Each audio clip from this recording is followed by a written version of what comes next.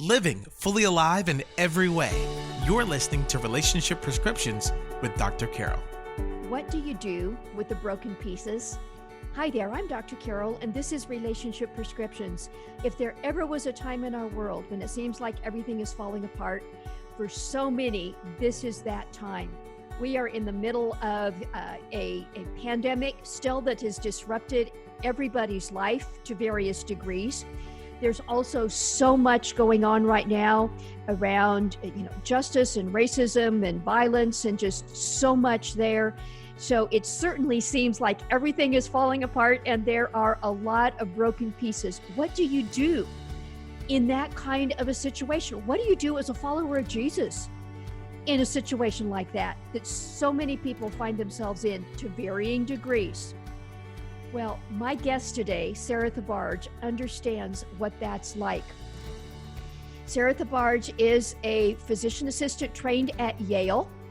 She got a journalism training at Columbia University, and while there, at age 27, was diagnosed with breast cancer. But once she went through that, nearly losing her life, she went on as a physician assistant and became involved in international medicine, traveling to many places around the world. She's an author and a speaker and has a message about what to do with the broken pieces that I know will be incredibly inspiring. When I first found out about Sarah, not very long ago, I was amazed at a healthcare professional to see and hear some of the situations that she has been in medically in caring for people, and then the compassionate work that she does beyond what you normally might think of as medical care. She has written 2 books, one, The Invisible Girls, and the other, Well, Healing Our Beautiful Broken World from a Hospital in West Africa. I know that this conversation will touch your heart. It will help you with a perspective in what to do next and be encouraging. So here is my conversation with Sarah Thebarge. Well, Sarah Thebarge, what a pleasure to meet you this way and to have this conversation. Thank you so much for joining us. Oh, thank you. It's great to be with you. In these last many weeks, our world has certainly experienced disruption, and just in the last days, the last week or two, that has become even more so. There was a line, there was a phrase that you have said that you come back to this in many ways that I think is so appropriate in our world right now. And that is, what do you do with the broken pieces?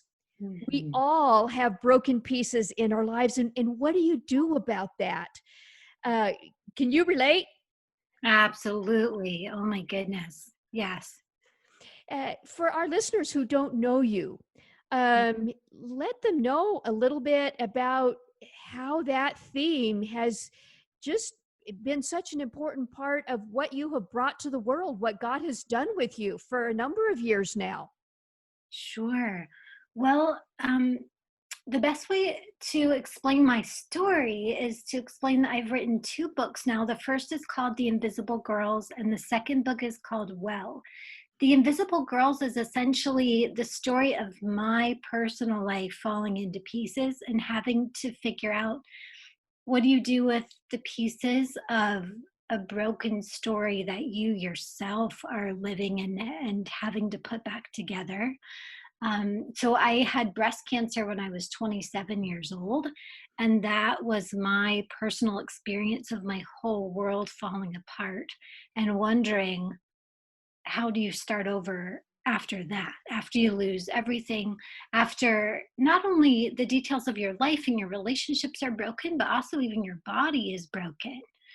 How do you put those pieces back together? And what I found was that there was redemption waiting for me in that process and on the other side of that process. And that for me came in the form of moving across the country, meeting a family of Somali refugee little girls that I randomly met on a train and became dear friends with, and then writing this book about our story, about how God used me and their life to bring them back to life in their new life here in America after everything that they'd suffered as part of their process of coming here as refugees. And then in a much deeper way, God used them in my life to be this loving presence that brought joy and love and even laughter back into my life after I was heartbroken. And so that was my experience of personally putting pieces back together.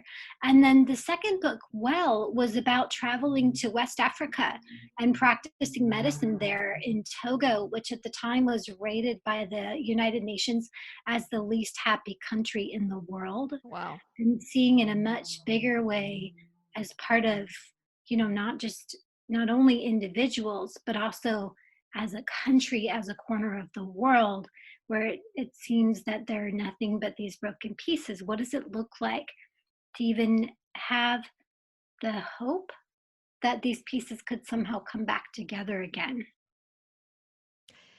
You have, both in your own story and in the people that you have helped, um, really understood how God's design and how the gospel plays into that. I can imagine that when you got breast cancer at 27, Mhm. it's very likely you had questions, what in the world is going on, God? How could this happen to me? Or when you saw the extreme, devastation, whether it was in uh, going to practice medicine in Togo or in some of the other international missions that you've been on, um, what was that like in your own soul to ask those kinds of questions? I can't imagine those questions not being there.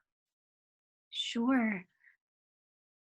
I think it's so easy to give into despair, to give into this it's like the lights went off and there's no hope that they could ever come back on again. That destiny becomes living in darkness or living in brokenness, and that it couldn't possibly get any better. I think those are natural inclinations that people have when they encounter suffering and brokenness and tragedy. I think what my faith gives me is a Jesus who was crucified and death was not the end. That I think love with a capital L, love brought Jesus back to life.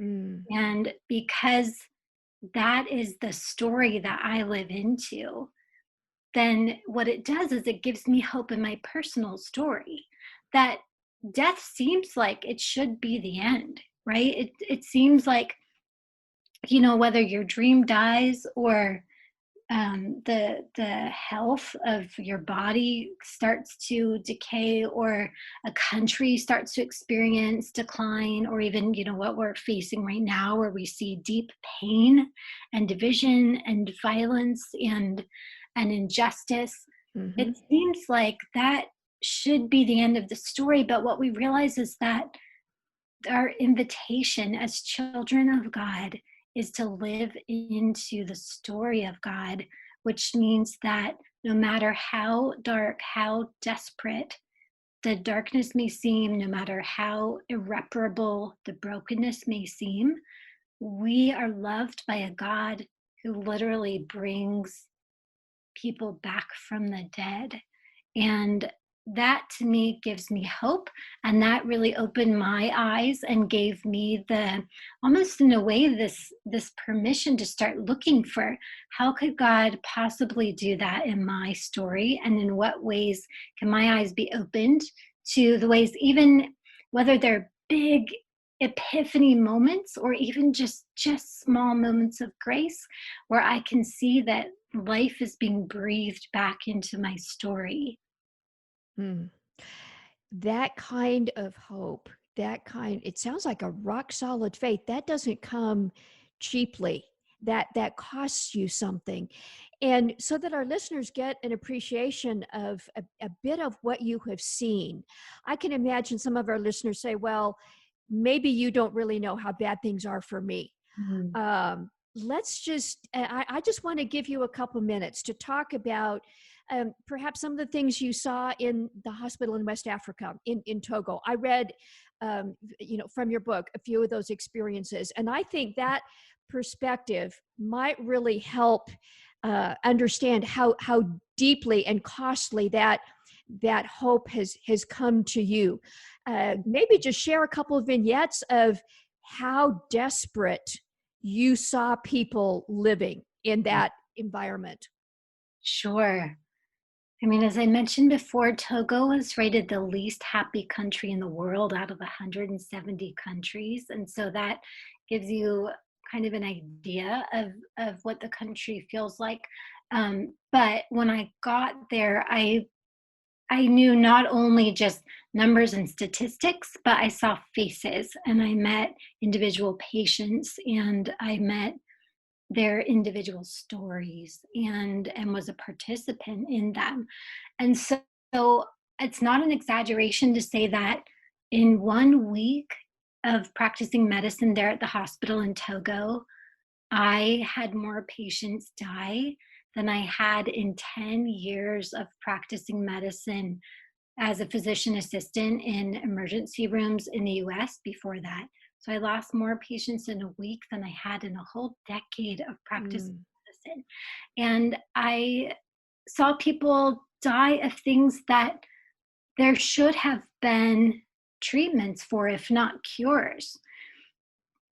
But because the government was in turmoil, they were unable to get a lot of medications through, or patients weren't able to afford it, the treatments, or they didn't have vaccines to prevent things that easily are prevented in the US. So I saw people die of advanced AIDS, and because there's not a lot of HIV testing, they didn't even know that they had it until they were in the hospital dying of a massive infection.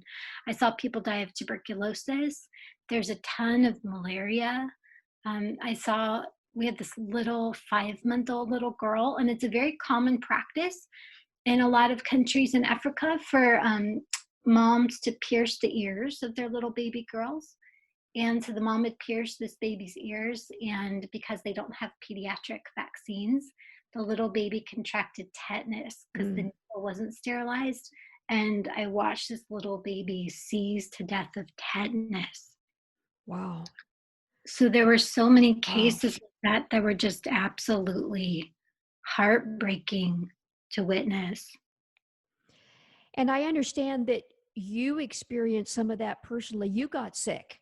I did. I Right? contracted Over there. malaria myself. Yes. In spite of taking medicine every day for malaria prevention, I got malaria and I ended up very sick, dehydrated. I got admitted to the hospital as a patient myself for a few days. And then as soon as I got out of the hospital and I was recovering, the whole town ran out of water. The town that I was in Mongo, is built on a river. And the way that they get water to the town is that there's a big pump on the river that takes water. It goes from the river to the water treatment plant, and then they clean up the water, they decontaminate it, and then they send it out to pumps throughout the village where people can go and fill up their containers and get water. Well, that big pump on the river broke one day, and nobody knew how to fix it. And then once they found an engineer who knew how to fix it, it was a big delay until they could get the parts that they needed. And so the temperature was well over 100 degrees, and for days there was no water in the village. People were so desperately thirsty that they started going to these cisterns, which was the old water supply. And in many cases, the water in these cisterns was years old. And so there was visible algae and bacteria and even animal carcasses floating in it. But people were so thirsty, they drank it anyway. And then people started getting sicker and dying at even faster rates. We had women go into premature labor because, as I'm sure you know better than I do, Yes. as a OBGYN, but dehydration can send you into premature labor. And so we had women delivering these babies who were 22, 23 weeks old. And even in the US with the best neonatal ICUs possible, it would be nearly impossible to save them even in the US, let alone in rural West Africa. And so I witnessed a lot of those premature births, and then unfortunately these babies who passed away. So the level of suffering was truly unbelievable. How did you see yourself as making a difference there? I'm sure as a health professional like I am, you want to fix it. And yet there's only so much you can do. How did you wrestle with not being able to do what you desperately wanted to, and yet stay engaged? How did you find your why in the middle of all of that? It's a great question. I went there with a lot of optimism, thinking that I have 10 years of experience, I'm compassionate, I am skilled, I can really make a difference. And when I got there, the reality was that I could do some good, but the problems and the diseases and the broken systems were so much bigger than I was. And in a lot of cases, I wasn't able to be quote unquote successful in terms of saving lives. We did lose so many patients. And I got to the point where it was about 2 months into a 3-month stay there. And that's when I got malaria. That's when the town ran out of water and I ran out of steam. I could not think of any kind of motivation, of any reason why or even how I could stay in a place that was so discouraging, and in a place that just filled my soul every day with that level of despair and discouragement. And I got to the point where I decided that I couldn't see a way forward. I couldn't find a way to stay. And so I decided that once the internet was working again, which, the internet would go out for a couple days at a time, but once it came up again, I decided that all there was to do was go online, change my ticket, and come home early and just concede defeat, essentially.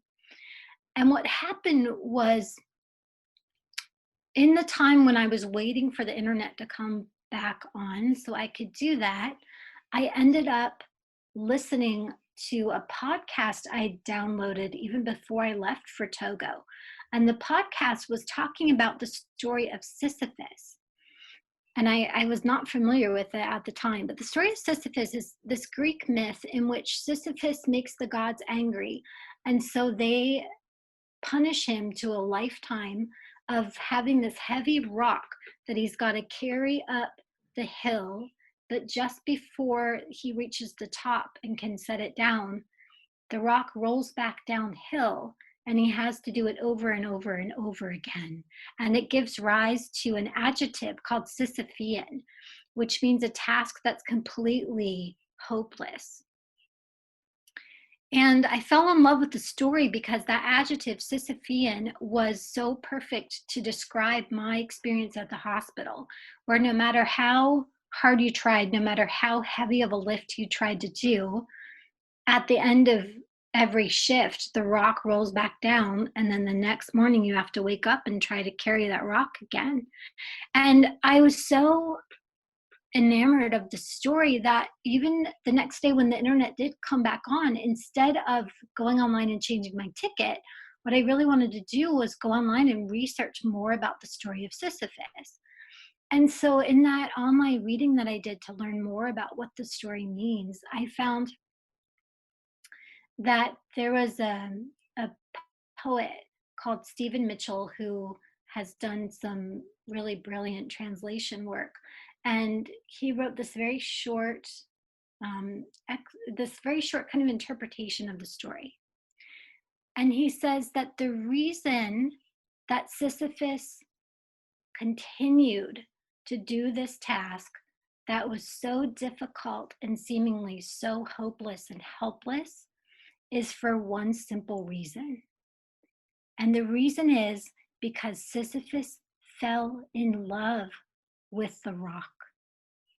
And because he fell in love with the rock, it was nothing for him to put it on his shoulders and start up the hill again. And in that Wow. moment, I realized that Jesus is the ultimate Sisyphus. You know, John 3:16, for God so loved the world. And what made Jesus put the world on his back and carry us up to the top of Golgotha and ultimately sacrifice his life for us is love. And once I realized that nothing except love is enough to keep us persisting in the broken places with the broken people, in fixing broken systems, in healing broken bodies. It has to be love. That's the only thing in the world that's strong enough.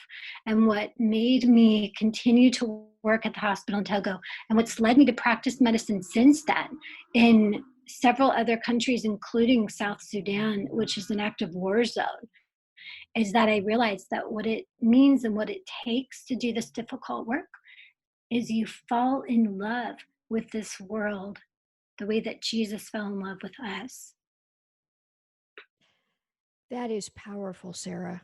I'm just, my own heart is moved by that. That it is us in the image of God acting as Jesus when we do what seems impossible, even though the results don't seem to mean much, because we love. That is the only big enough reason to That's do it. that's right. Yeah. Yeah, I think one of the things I wrote about towards the end of Well is that often in the end, we find that love is all we have, but in the end, we also discover that love is all we need. Mm, that's powerful. And Sarah, I'd like to bring that to our current reality.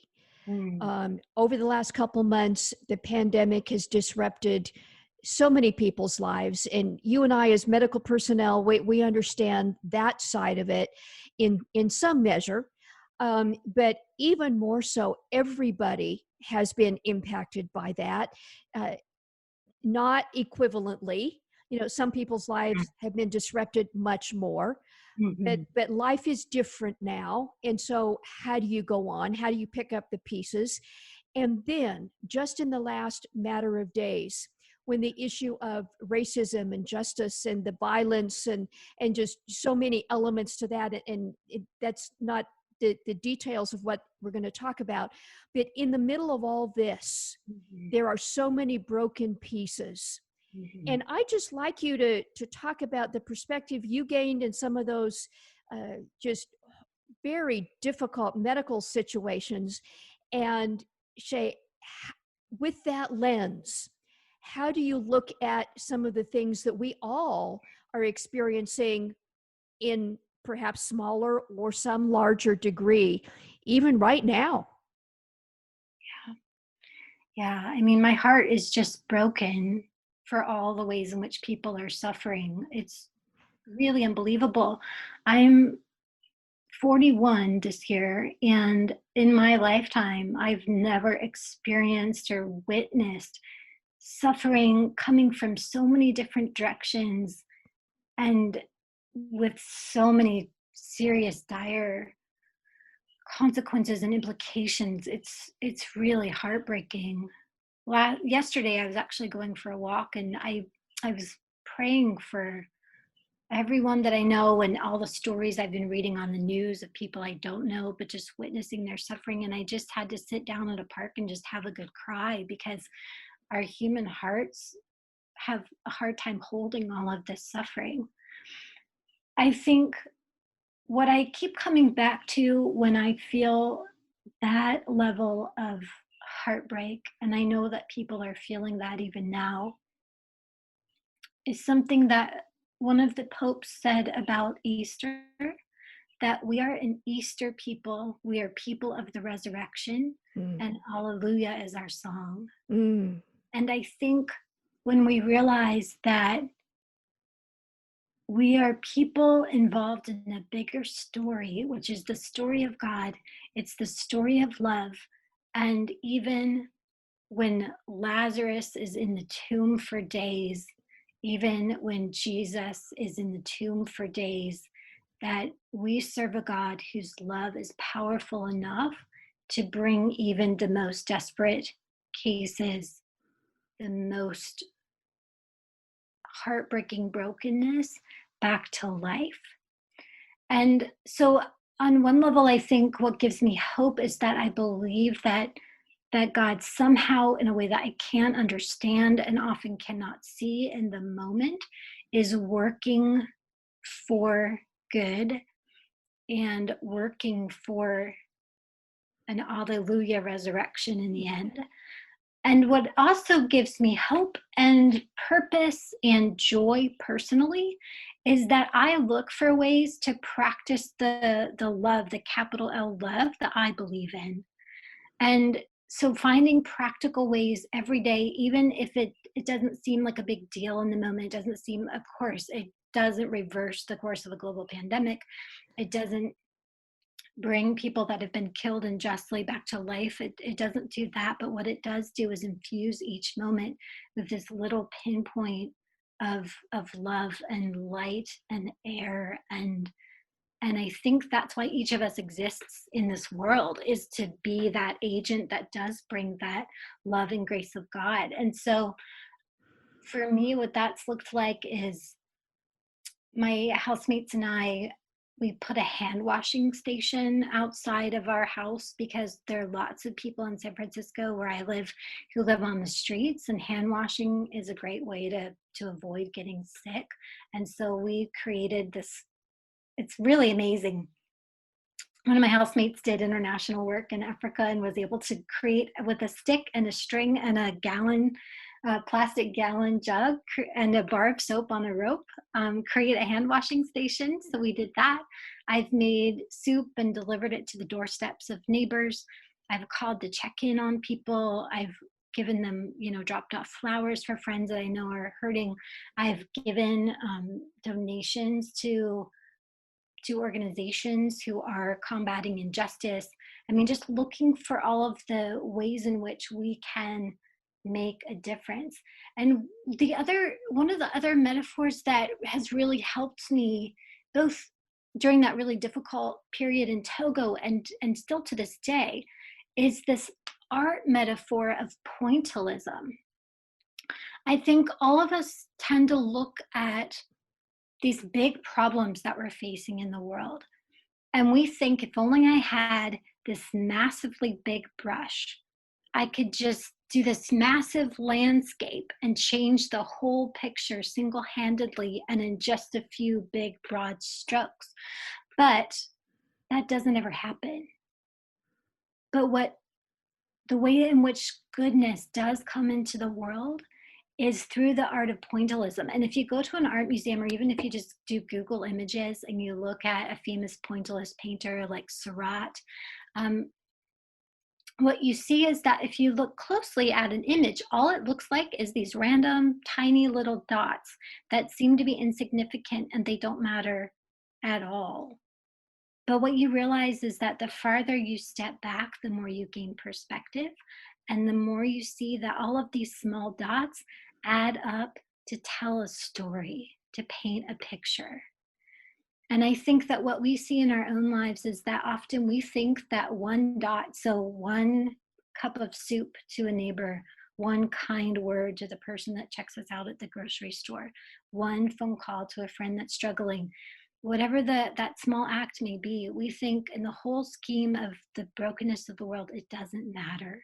But I think the reality is that when we take advantage of every opportunity to put one small dot down, then what we'll find is that when we step back and we see our life and we get the bigger perspective, we'll see that every dot mattered and every dot added up to tell a story of someone who believed so fiercely in the love of God that we cared enough to do something about it and to live out that love in very practical, tangible ways.